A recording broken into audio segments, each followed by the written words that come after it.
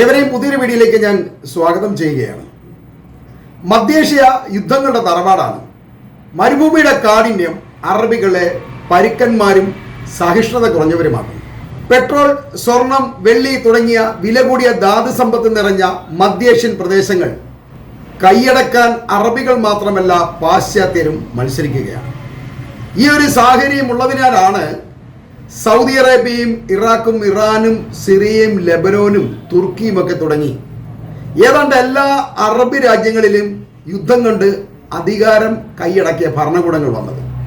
എത്ര ജാഗ്രതയോടെ ഭരിച്ചാലും ഭരണകൂട അട്ടിമറികൾ ഇവിടെ ഇപ്പോഴും സാധാരണമാണ്. അതല്ലാതെ നമ്മുടെയൊക്കെ നാട്ടിലുള്ളത് പോലെ ജനാധിപത്യ സംസ്കാരമോ ഭരണ സംവിധാനങ്ങളോ ഒന്നും ഇവർക്ക് അപരിചിതങ്ങളാണ്. അധികാരം ആഴത്തിലുള്ള പകയും പ്രതികാരവും നീട്ടാനുള്ള അവസരങ്ങളായി ഇവർ കണക്കാക്കുന്നു.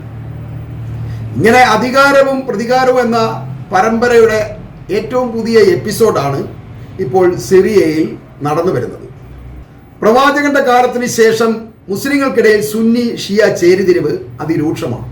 ഈ ചേരിതിരിവ് പ്രവാചകൻ ഉദ്ഘോഷിച്ച ഇസ്ലാമിന്റെ സമാധാന മൂല്യത്തെ തകർത്ത് കഠിനമായ യുദ്ധത്തിലാണ് എത്തിച്ചത്.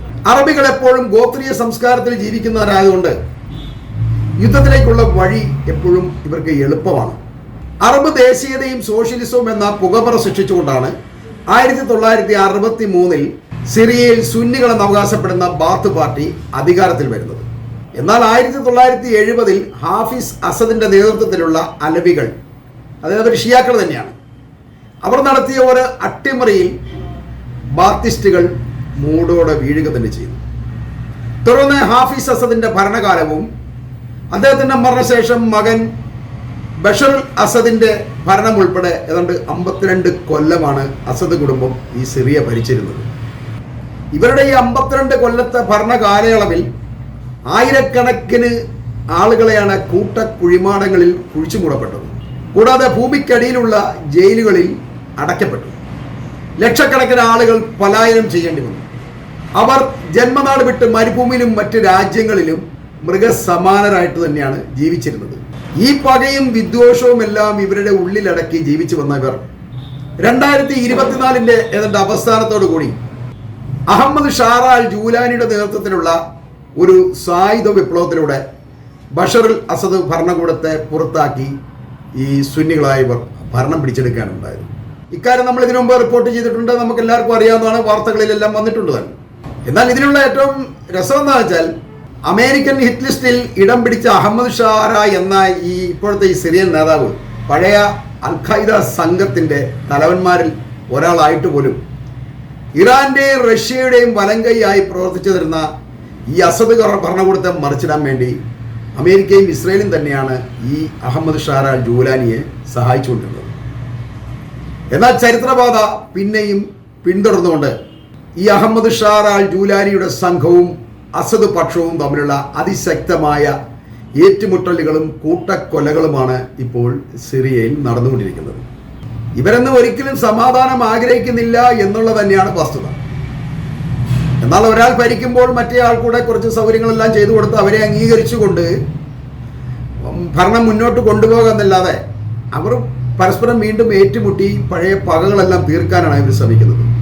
അതുകൊണ്ട് തന്നെ ഇറാൻ പിന്തുണയുള്ള അസദ് പക്ഷക്കാരായ അലവികൾ ഷാറ പക്ഷക്കാരായ ഈ സുന്നികളെ സിറിയയിലെ ലതാക്കിയ, താർക്കൂസ്, ഹമ, ഹോംസ് തുടങ്ങിയ സ്ഥലങ്ങളിൽ നേരിട്ട് ആക്രമിച്ചുകൊണ്ടാണ് പുതിയ ഒരു ആഭ്യന്തര യുദ്ധത്തിന് തുടക്കം കുറിച്ചത്. ഇതിങ്ങനെ ഇവർ ആക്രമിക്കാൻ കാരണം അവർ ഗതികെട്ടിട്ട് തന്നെയാണ്. അവരെ കുറെ നാളുകളായി ഭരണകൂടം പട്ടിണിക്കിട്ട് അവർക്കുണ്ടായിരുന്ന എല്ലാ ഇതും നശിപ്പിച്ച് തകർത്തടിച്ച് അവർക്ക് ജീവിക്കാൻ അനുവദിക്കാത്തൊരവസ്ഥയാണ് വന്നുകൊണ്ടിരിക്കുന്നത്. ഈ ഷിയ വിഭാഗക്കാരായ അലവികളെയും കുർദുകളെയും ഡ്രൂസുകളെയും എല്ലാം കൊന്നൊടുക്കി രാജ്യത്തെ ശുദ്ധീകരിക്കാനുള്ള ഒരു ശ്രമമാണ് ഈ അൽ ഷാറ പക്ഷം ഇപ്പോൾ നടത്തിക്കൊണ്ടിരിക്കുന്നത്. അതുകൊണ്ട് തന്നെയാണ് അവർ മറ്റവർ തിരിച്ചടിച്ച് അത് വീണ്ടും ഒരു ആഭ്യന്തര യുദ്ധത്തിലേക്ക് മാറിയിരിക്കുന്നത്. സിറിയൻ തെരുവുകൾ ഇപ്പോൾ മൃതശരീരങ്ങൾ കൊണ്ട് നിറഞ്ഞിരിക്കുകയാണ്. ഇപ്പൊ 1000, 2000, 3000 പേരൊക്കെ മരിച്ചു എന്ന് പറഞ്ഞ് കണക്കുകൾ പുറത്തു വരുന്നുണ്ട്. പക്ഷേ അതൊന്നും ഒരിക്കലും ശരിയല്ല എന്നുള്ളതാണ് അവിടെ നിന്ന് വരുന്ന പ്രാദേശികമായ വീഡിയോ തെളിയിക്കുന്നത്. കൃത്യമായ കണക്കുകൾ ഒരിക്കലും അല്ലെങ്കിൽ ഇങ്ങനെയുള്ള സ്ഥലങ്ങളിൽ നിന്ന് പുറത്ത് കിട്ടാൻ യാതൊരു സാധ്യതയുമില്ല. ഇതിന് കണക്കൊന്നുമില്ലല്ലോ. കൊല്ലുക, എവിടെയെങ്കിലും കുഴിച്ച് മൂടുക, ഇതാണ് അവർ ചെയ്തുകൊണ്ടിരിക്കുന്നത്. അത് വളരെ പച്ച മനുഷ്യനെ ചുമ്മാ റോഡിലൂടെ വലിച്ചഴിച്ച് കൊണ്ടുപോയിട്ട് വെടിവെച്ച് കൊല്ലുകയാണ് അവർ ചെയ്തുകൊണ്ടിരിക്കുന്നത്. യാതൊരു മനുഷ്യത്വവും ഇല്ല എന്നുള്ളതാണ് ഏറ്റവും അത്ഭുതം. ഇതെല്ലാം മതത്തിന്റെ പേരിലാണ് ഇവർ നടത്തുന്നത് എന്നാണ് മറ്റൊരു വസ്തുത. ഈ സുന്നികളായാലും ഷിയാക്കളായാലും അവരെല്ലാം മുസ്ലിങ്ങൾ തന്നെയാണ്. അത് പരിശുദ്ധമായ റമദാൻ മാസത്തിന്റെ ഈ കാലഘട്ടത്തിൽ തന്നെയാണ് ഇവർ പരസ്പരം ഏറ്റുമുട്ടി കൊന്നൊടുക്കുന്നത്. ഈ സ്ത്രീകളെയും കുട്ടികളെയും വൃദ്ധരെയും യുവാക്കളെയും എല്ലാം വീടുകളിൽ നിന്ന് വിളിച്ചിറക്കി തെരുവിലൂടെ വലിച്ചടച്ചിട്ടാണ് ഇവരെയൊക്കെ വെടിവെച്ച് കൊല്ലുന്നത്. പകയും പ്രതികാരവും കൊണ്ട് ഈ അഹമ്മദ് ഷാറയുടെ ഭരണകൂടത്തിന് അധികം ഭാവിയില്ല എന്ന് തന്നെയാണ് നമ്മൾ അനുമാനിക്കേണ്ടത്. കാരണം അത്രയധികം ഏറ്റുമുട്ടലാണ് ഇവർ അങ്ങോട്ടും ഇങ്ങോട്ടും ഉണ്ടാക്കിക്കൊണ്ടിരിക്കുന്നത്. പക വർദ്ധിക്കുകയാണ് ചെയ്യുന്നത്, ഒരിക്കലും അവസാനിക്കുന്നില്ല. ഇപ്പം ഇതിന് മറ്റവർക്ക് അവസരം കിട്ടുമ്പോൾ അവർ തിരിച്ചടിക്കും. അങ്ങനെ ഇവർ പരസ്പരം അങ്ങോട്ടും ഇങ്ങോട്ടും നിരന്തരമായി ഏറ്റുമുട്ടിക്കൊണ്ടേയിരിക്കും. യഥാർത്ഥത്തിൽ ഈ കുബുദ്ധികൾ അധികാര രാഷ്ട്രീയത്തിൻ്റെ പേരിൽ പരസ്പരം തമ്മിൽ തല്ലിച്ചാവുമ്പോൾ ഇതിൻ്റെ എല്ലാം യഥാർത്ഥ ഫലം കൊയ്യുന്നത് ഇസ്രയേൽ തന്നെയാണെന്ന് ഇവർ അറിയുന്നില്ല. ഇപ്പൊ തന്നെ ഇസ്രയേൽ ഈ സിറിയയുടെ തന്ത്രപ്രധാന മേഖലയായ ഗോലാൻ കുന്നുകൾ പിടിച്ചെടുത്ത് അവിടെ സൈനിക താവളങ്ങൾ തന്നെ നിർമ്മിച്ചിരിക്കുകയാണ്. തന്നെയുമല്ല, പഴയ അസദിന്റെ സൈനിക കേന്ദ്രങ്ങൾ എന്ന വ്യാജേന ഈ സിറിയയുടെ മുഴുവൻ ആയുധപ്പുരകളും ബോംബിട്ട് അവർ രാജ്യത്തെ തകർത്ത് തരിപ്പണമാക്കി എന്നുള്ളതാണ് രസം. രാജ്യം ഇന്ന് വളരെയധികം ദുർബലമാണ്. ഈ സിറിയക്കാർക്ക് പരസ്പരം അങ്ങോട്ടും ഇങ്ങോട്ടും ആരെ ഇപ്പോൾ വിശ്വാസമില്ലാത്തൊരവസ്ഥയിലാണ് വന്നിരിക്കുന്നത്. നമ്മൾ വഴിതെറ്റിപ്പോലും മറ്റൊരു വിഭാഗത്തിന്റെ ആ ഒരു പ്രദേശത്തേക്ക് കടന്നു കഴിഞ്ഞാൽ അവർ ഉറപ്പായും അവിടെ വെടിവെച്ച് കൊന്നിട്ട് മണ്ണിനടിത്താകും. തിരിച്ചുവരെ നടക്കുകയല്ല എന്നുള്ള അർത്ഥം. അത് ഇവരൊക്കെ എങ്ങനെ ജീവിക്കും എന്നുള്ളതാണ് നമ്മൾ അത്ഭുതം. ഇവർക്ക് തൊഴിൽ ചെയ്യുകയോ മറ്റൊന്ന്, ഇവർക്ക് യുദ്ധമാണ് ഇവരുടെ തൊഴിൽ. പരസ്പരം ജീവിക്കാൻ വേണ്ടിയാണ് അവരിപ്പോൾ പോരാടുന്നത്, അല്ലാതെ ഭക്ഷണം കഴിക്കാൻ വേണ്ടിയല്ല. അവർ ജീവൻ നിലനിർത്താൻ വേണ്ടി അവരിപ്പോൾ പോരാടുന്നത്. ഇതിനിടയിൽ അവർക്ക് എവിടെ നിന്നാണ് ഭക്ഷണം ഉണ്ടാകുന്നത് എന്നുള്ളതാണ് നമ്മൾ അത്ഭുതത്തോടെ ചിന്തിക്കേണ്ടത്. എന്നാൽ അസദ് ഭരണകൂടത്തെ അട്ടിമറിക്കാൻ അഹമ്മദ് ഷായെ സഹായിച്ചിരുന്ന ഇസ്രായേൽ ഇപ്പോൾ അയാൾ ജിഹാദി തീവ്രവാദിയാണെന്നാണ് പറയുന്നത്. ഈ ഷാര എന്ന് പറയുന്നത് അയാൾ ജിഹാദി തീവ്രവാദിയാണെന്നാണ് ഇപ്പോൾ ഇസ്രായേൽ പറഞ്ഞു തുടങ്ങിയിരിക്കുന്നത്. കഴിഞ്ഞ ആഴ്ച ഇസ്രായേലിൻ്റെ പ്രതിരോധ മന്ത്രി കാറ്റ്സ് ഷാരയെ ഒരു സിവിലിയൻ ജനതയ്ക്കെതിരെ ഭയാനകമായ പ്രവൃത്തികൾ ചെയ്യുന്ന അൽ ഖായ്ദ സ്കൂളിലെ ഒരു ജിഹാദി തീവ്രവാദി എന്നാണ് വിശേഷിപ്പിച്ചത്.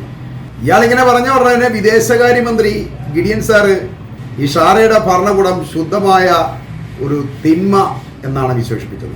ഇവരിങ്ങനെ വിശേഷിപ്പിക്കാൻ കാരണം സിറിയയുടെ തെക്ക് ഭാഗത്ത് സിറിയൻ ആർമി നിയന്ത്രണത്തിനല്ലാത്തതിനാൽ ആ തക്കം നോക്കി ഇസ്രയേലി സൈനികവൽക്കരണം നടത്തിയതിനാൽ ആ ഭാഗത്ത് സിറിയൻ സൈന്യത്തെ വിന്യസിക്കും എന്ന് കഴിഞ്ഞ ദിവസം ഈ അൽ ഷാറ നടത്തിയ ഒരു പ്രഖ്യാപനമാണ് ഇസ്രായേലിനെ ഇങ്ങനെ പ്രകോപിപ്പിക്കാൻ കാരണം അവർ ഇനിമാർക്ക് തിരിച്ചു കൊടുക്കണ്ട എന്നൊക്കെ കരുതി പിടിച്ചു വെച്ചിരിക്കുക. അവിടെ സൈന്യത്താളം എല്ലാം ഉണ്ടാക്കി വെച്ചിരിക്കുകയാണ്. അപ്പോൾ അത് ഞങ്ങൾ തിരിച്ചു പിടിക്കും, ഞങ്ങൾ അവിടേക്ക് വരുമെന്ന് ഈ അൽ ഷാറ പറഞ്ഞപ്പോൾ ഇപ്പോൾ ഇസ്രായേലിന് ഈ ഷാറ ഭരണകൂടം മോശമായി. അതിനു മുമ്പ് അസദ് ഭരണകൂടത്തെ തകർക്കാൻ വേണ്ടി ആയുധങ്ങളും എല്ലാം കൊടുത്ത് സഹായിച്ചുകൊണ്ടിരുന്നതാണ്. അതിൽ ഏറ്റവും രസകരമായ എന്ന് വെച്ചാൽ ഈ അൽ ഖായ്ദക്കാരെ ഇസ്രായേലിൽ തന്നെ കൊണ്ടുപോയി ഈ ചികിത്സിച്ചു എന്നുള്ളതാണ് ഏറ്റവും രസകരമായി നമ്മൾ മനസ്സിലാക്കേണ്ട വസ്തുത. യാതൊരു നേരും നെറിയില്ലാത്ത ഒരു രാഷ്ട്രീയമാണ് ഈ സത്യത്തിൽ ഈ പശ്ചിമേഷ്യയിൽ നടന്നുകൊണ്ടിരിക്കുന്നത്. അവിടെ ഇസ്രായേലിനോ അല്ലെങ്കിൽ അമേരിക്കയ്ക്കോ അതല്ലെങ്കിൽ ഈ അറബ് ഭരണകൂടങ്ങൾക്കോ ഒന്നും യാതൊരുവിധ നേരും നെറിയില്ലാത്ത ഒരു നിലപാടാണുള്ളത്. അവരിപ്പോൾ ഇന്ന് കാണുന്നവരെ നാളെ വിശ്വസിക്കാൻ പറ്റില്ല. പരസ്പരം അങ്ങോട്ടും ഇങ്ങോട്ടും വിശ്വാസവഞ്ചന, അധികാരത്തിന് വേണ്ടിയുള്ള പിടിവലി നടന്നുകൊണ്ടിരിക്കുകയാണ്.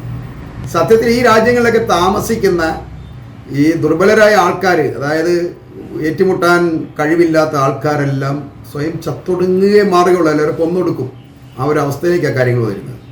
ഇപ്പോൾ ഏറ്റവും വലിയ പ്രശ്നം വന്നിരിക്കുന്ന ഇസ്രായേൽ ഇങ്ങനെ പ്രകോപിപ്പിച്ച് ഇങ്ങനെ പറഞ്ഞെന്ന് പറഞ്ഞാൽ പോലും ഇനി ഏതെങ്കിലും നീക്കം ഇവരെ ഈ സ്ഥലം പിടിച്ചെടുക്കാൻ വേണ്ടി അഹമ്മദ് ഷാറ ഗ്രൂപ്പിൻ്റെ ഒരു നീക്കം ഈ ഗോലാൻ കുന്നൂല് നേരെയൊക്കെ ഉണ്ടാകുക, അല്ലെങ്കിൽ ഇസ്രായേലിൻ്റെ കൈവശമുള്ള സ്ഥലം പിടിച്ചെടുക്കാനോ എന്തെങ്കിലും ഒരു നീക്കമോ സൈനിക വിന്യാസമോ നടത്തിക്കഴിഞ്ഞാൽ ഞങ്ങൾ സിറിയയെ ആക്രമിക്കും എന്നാണ് ഇസ്രായേൽ പറയുന്നത്. സിറിയ ആക്രമിക്കപ്പോഴും സിറിയ ആക്രമിച്ചുകൊണ്ടിരിക്കുകയാണ്.